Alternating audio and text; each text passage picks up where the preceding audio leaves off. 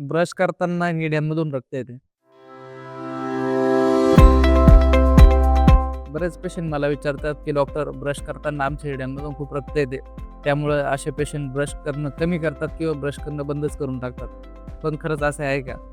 Brush केल्याने हिड्यांना रक्त येत नाही, तर हिड्यांमध्ये आधीपासून साचलेलं प्लाक व इन्फेक्शन यामुळे हिड्यांमधून रक्त येते. हिड्यांना सूज असते, त्यामुळे ब्रशचा धक्का लागला की हिड्यांमधून रक्त यायला लागते.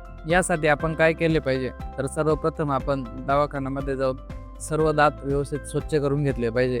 दात स्वच्छ केल्यानंतर आपण रोज नियमित 2 वेळेस वर-खाली या मोशनमध्ये ब्रश केला पाहिजे.